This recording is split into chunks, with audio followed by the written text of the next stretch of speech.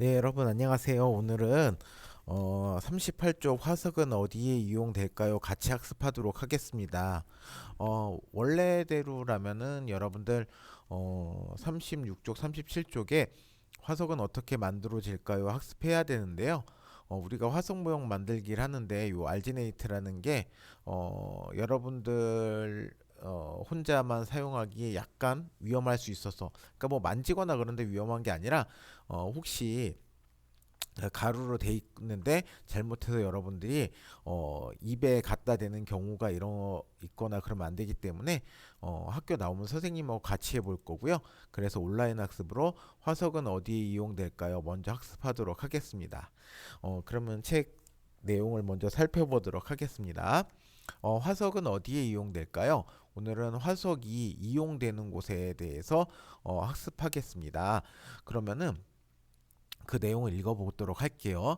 화석은 옛날에 살았던 생물이나 그 지역의 환경에 대한 여러 가지를 알려줍니다.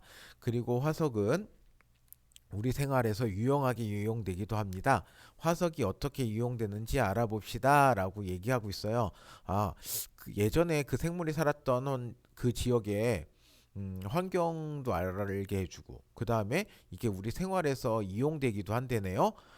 그리고 밑에 사진이 나와 있고, 이제 두 친구들이 대화한 내용이 나와 있는데, 이 내용을 보면서, 환경에 대해서도 알 수 있고, 그 다음에 이용에 대해서도 알 수가 있어요. 그러면은, 사실은, 요 구성이 이렇게 되면 여러분한테 답을 먼저 말해주는 거기 때문에 선생님은 뭐 별로 좋아하진 않는데요. 그래도 여러분들이 이런 것들을 알고서는 이런 것들을 활용해서 옆에 있는 탐구 활동을 하면 되니까 먼저 한번 같이 살펴보도록 할게요. 첫 번째 삼엽충 화석입니다. 이렇게 생긴 삼엽충은 바닷속에서 살았대. 그럼 옛날에는 이곳이 바닷속이었겠구나라고 이 친구는 추측을 했어요. 그 다음에 산호화석이 있는데, 이 친구 보니까 옛날에 이곳도 얕고 따뜻한 바다였겠구나라고 추측을 했네요. 그 다음에 공룡 발자국 화석을 보고서는 이 지층은 옛날에 공룡이 살았던 시기에 쌓인 거구나라고 얘기를 하고 있어요. 그 다음에 갑자기 석탄과 석유가 나오는데 석탄이나 석유도 화석이라고 할 수 있어라고 얘기를 하고 있고 그 다음에 화석은 연료로 이용되기도 하는구나라고 얘기를 하고 있습니다. 이거는 화석이 우리 생활에서 이용되는 예를 갖다가 말하고 있는 것 같네요. 그럼 이렇게 해서 여러분한테 사전 지식이 그러니까 우리가 탐구하기 전에 여러분한테 화석의 이용에 대해서 약간 설명을 해준 게 돼요. 그러면 탐구 활동 내용을 같이 보도록 할게요. 화석을 이용하여 생물의 모습과 환경 알아보기라고 나와 있고요. 첫 번째, 고사리 사진과 고사리 화석을 비교해 보고 공통점과 차이점을 이야기해 봅시다. 두 번째, 스마트 기기를 사용하여 고사리가 잘 살 수 있는 조건을 조사해 봅시다. 세 번째, 화석 속 고사리가 살았던 지역의 환경을 상상하여 이야기해 봅시다. 라고 얘기를 하고 있어요. 우리가 여기서 실험 관찰책 18쪽을 같이 한번 보도록 할게요. 네, 여기서 보게 되면요. 탐구 활동 똑같은 내용이 나와 있는데 고사리 사진과 고사리 화석의 사진을 보고 공통점과 차이점을 쓰게 돼 있고요. 그 다음에 화석 속 고사리가 살았던 지역의 환경을 상상해서 써봅시다. 여기 나와 있는 살았던 이때 여기 고사리가 살았기 때문에 화석이 만들어졌겠죠? 이때 환경이 어땠을지를 여기다가 써보는 거예요. 요거는 여러분들 스마트 기기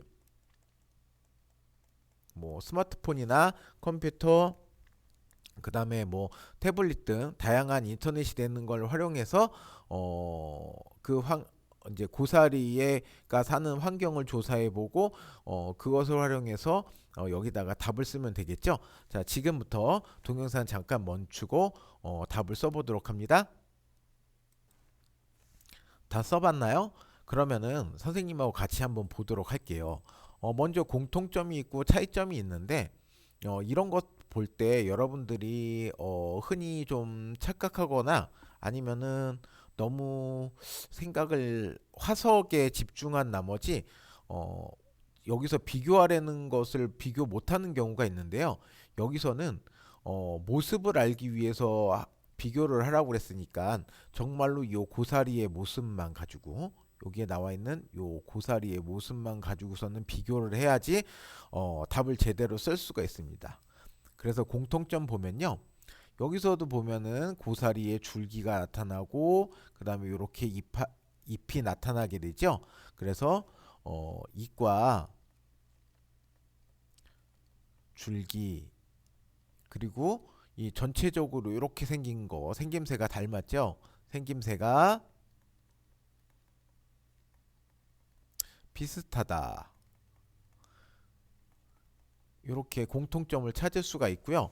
차이점을 갖다가 찾는데 막 어떤 친구들은 요 화석에 집중해서 이건 돌이고 이건 살아있는 거예요. 이렇게 하는데 그게 아니라 우리는 고사리에 집중을 해야 되니까 지금 두 개 비교했을 때 다른 거 뭐 어떤 친구 크기가 다르다고 할 수가 있는데 같은 만약에 나무라도 어떤 거는 오래돼서 큰 게 있고 어떤 거는 작은 게 있죠. 그래서 이거의 차이점을 갖다가 얘는 오래됐고 얘는 심은 지 오래됐고 얘는 적게 됐어요. 이런 걸로 생물의 차이를 둘 수는 없잖아요. 같은 소나무면은 얘는 크기는 하지만 얘도 크고 얘도 작지만 소나무로서 같은 특징을 갖고 있기 때문에 여기서는 크기 비교는 하면 안 될 것 같고요. 여기서는 딱 보이니까 색깔이 다르네요. 네, 색이 다릅니다. 어, 눈에 보이는 거 관찰한 것만 이렇게 쓸 수 있어야 되고요.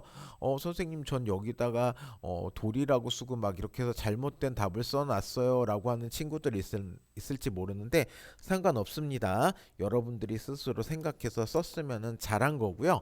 이렇게 쓰는 걸 여러분들이 처음부터 잘할 수 없는 건 당연해요. 아직 많이 해보지 않았잖아요.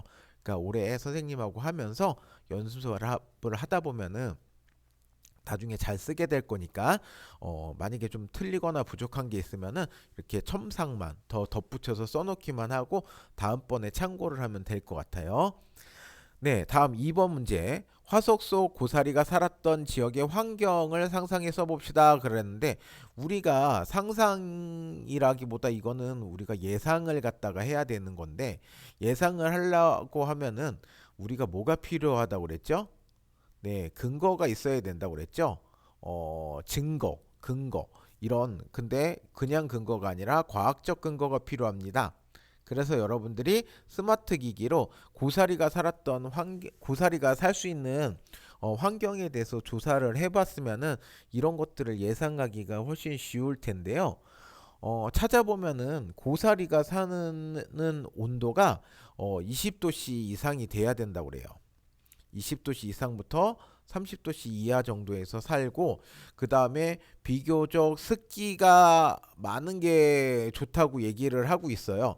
그래서 이 당시에도 똑같은 고사리이기 때문에 이 고사리가 살았던 지역의 환경을 우리가 생각해 보면은 습기가 많고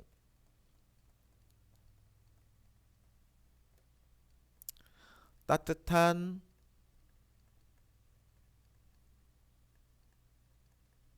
곳이었을 것이다. 이렇게 써놓으면 되고요. 여기서 나는 좀 더 답을 갖다가 과학적으로 쓰고 싶어. 그러면은 이유를 같이 붙이면 돼요. 왜냐하면 현재 고사리가 잘 사는 환경 조건이 온도 20도씨에서 30도씨 사이 그리고 습기가 많은 곳이기 때문이다. 요렇게까지 요렇게까지 쓴다 그러면은 남들이 볼 때 되게 이 친구는 과학적으로 생각하는구나 라고 느낄 수도 있을 것 같아요. 근데 뭐 처음부터 이렇게 너무 잘하려고 하지 말고 요런 것들을 여러분들이 스스로 스마트 기기를 통해서 탐구해서 쓸 수 있으면은 매우 훌륭한 겁니다. 그랬는데 선생님이 좀 더 써주는 이유는 여기까지 공부할 친구들, 내가 좀 더 노력해서 할 친구들은 자기가 좀 더 노력을 해보라고 써주는 거니까요. 이렇게 해서 정리하도록 할게요. 그러면 다음 활동 이해하도록 하겠습니다.